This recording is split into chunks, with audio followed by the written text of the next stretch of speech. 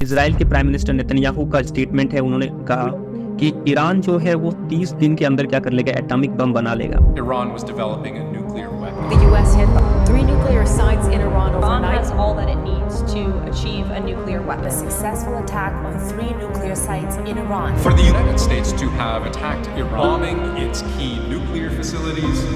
Iran के 14 scientist, nuclear scientist को Israel के द्वारा, यूएस के द्वारा, इंटेलिजेंस के द्वारा मारा गया है, क्योंकि ये नहीं चाहते कि ईरान जो है न्यूक्लियर बम बना ले।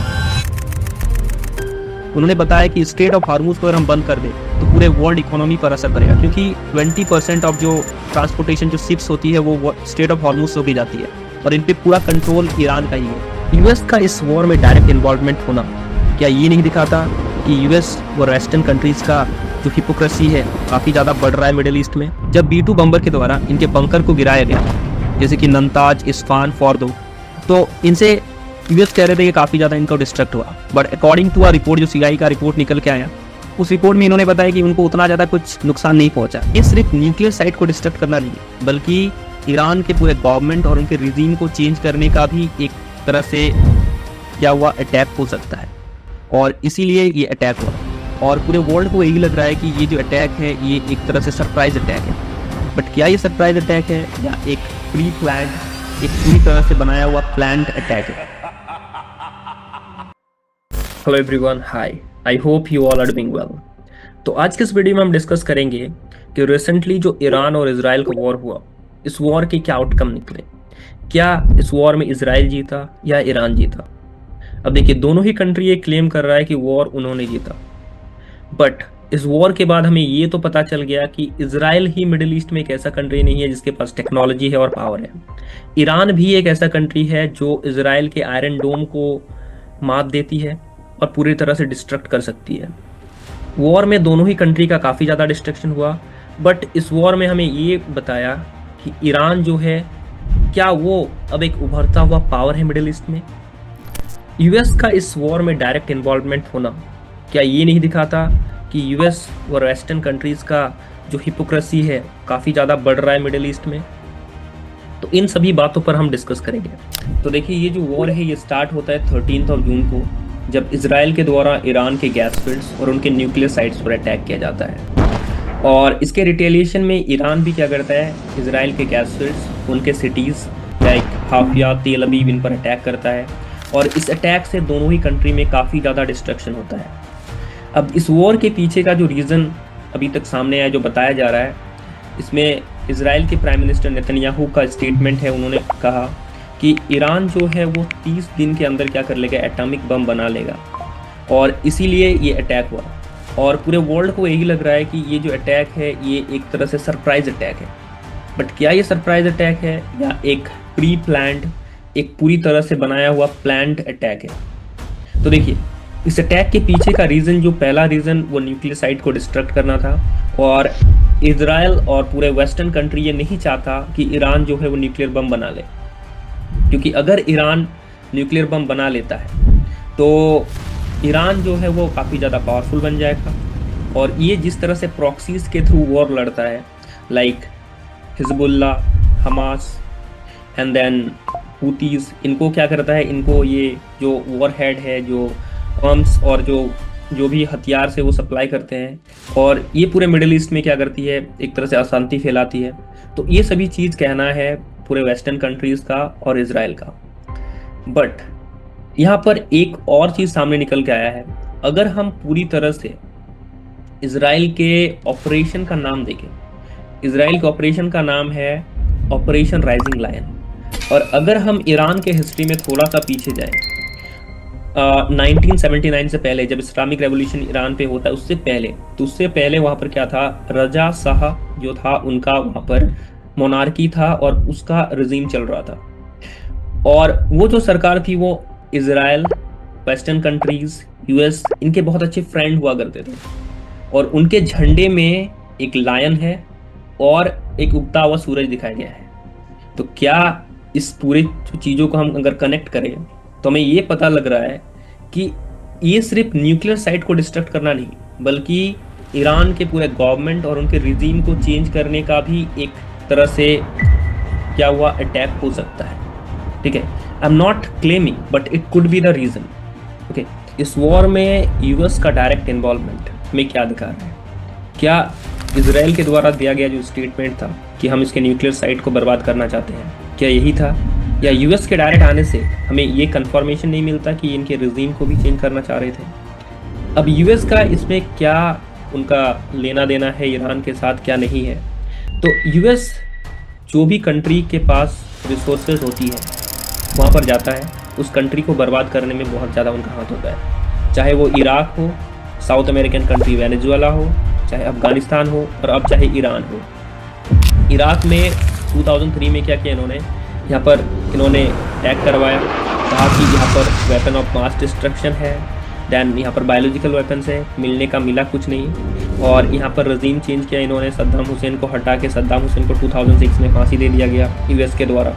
वेनेजुएला का जो इकोनॉमी है पूरा तरह से बर्बाद किया गया इनके द्वारा, वहाँ से ऑयल रिसोर्स सब चीज़ को एक्सप्लॉइट किया गया। अफगानिस्तान में इन्होंने डेमोक्रेसी खेला, अंत तक जब नहीं हुआ तो छोड़ के यहाँ से चले गए, अब तालिबान का शासन है। ईरान में भी ये यही कर रहे हैं और पहले भी यही करते आ रहे हैं। और इन सब चीज़ों को हम जानने के लिए हमें थोड़ा सा हिस्ट्री में जाना होगा, way back to world war.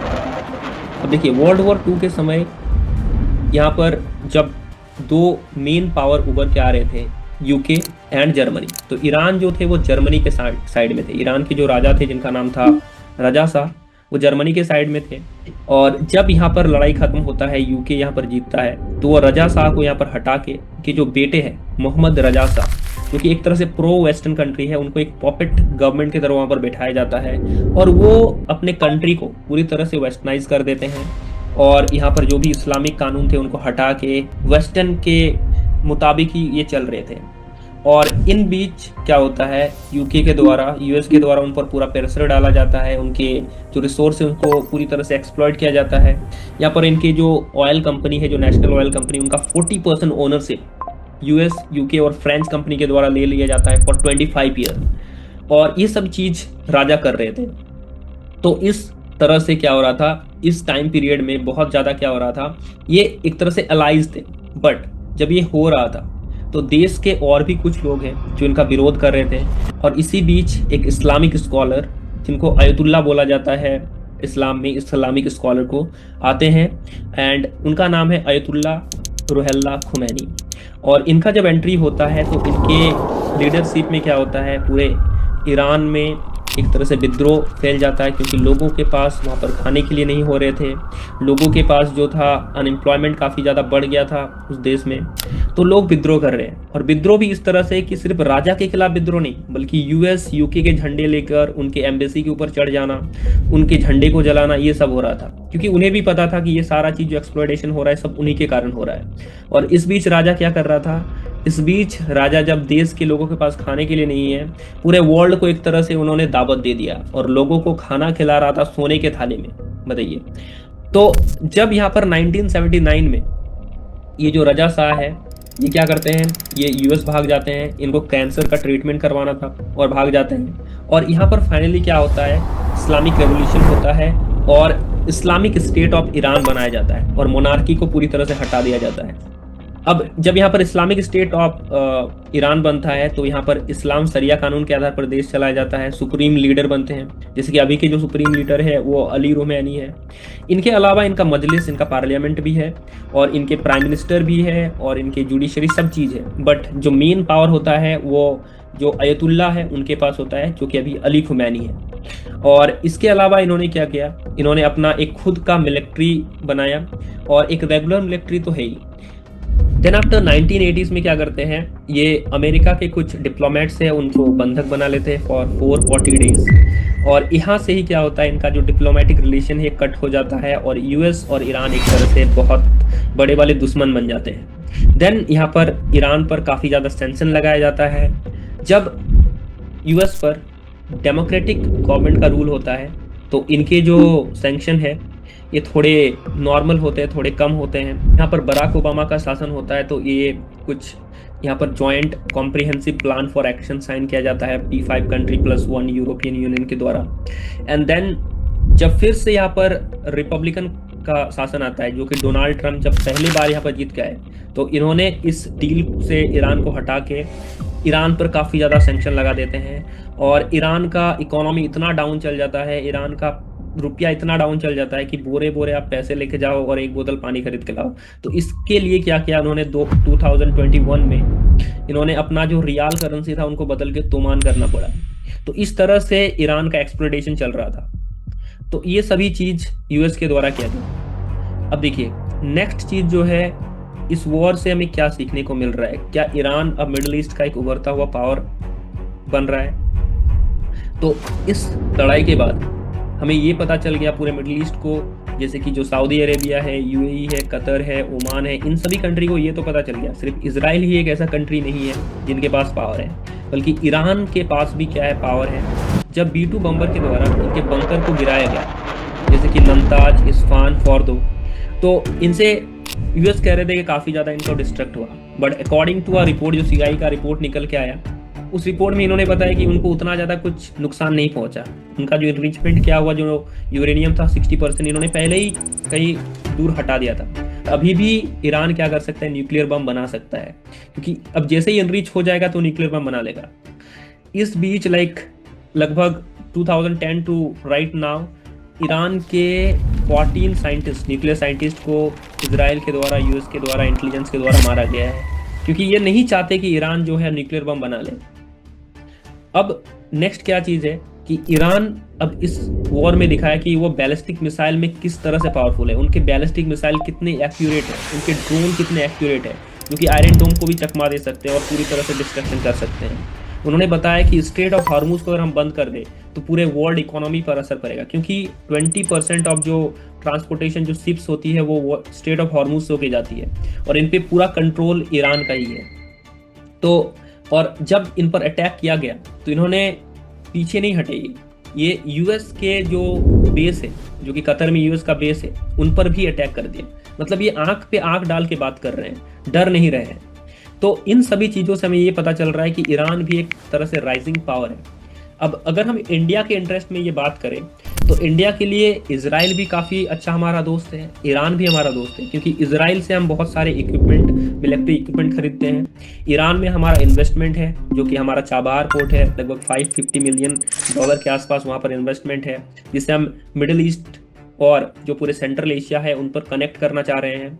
Afghanistan में तालिबान के शासन आने के बाद ये थोड़ा डिले हो गया, बट हमारा जो सेंट्रल एशिया में जाने का जो सपना है वो इस चाबहार पोर्ट से होकर ही जाता है।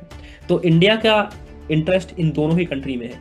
जब पूरे एयर स्पेस को बंद कर दिया गया था ईरान का, तो सिर्फ इंडिया ही एक ऐसा कंट्री है जिनके लिए ईरान ने एयर स्पेस को खोला था और हमने ऑपरेशन सिंधु के द्वारा अपने जो स्टूडेंट है ईरान पे वहाँ से हमने इवैक्यूएट किया।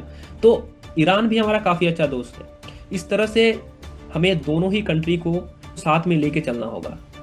So I hope you all understand. Thanks for watching.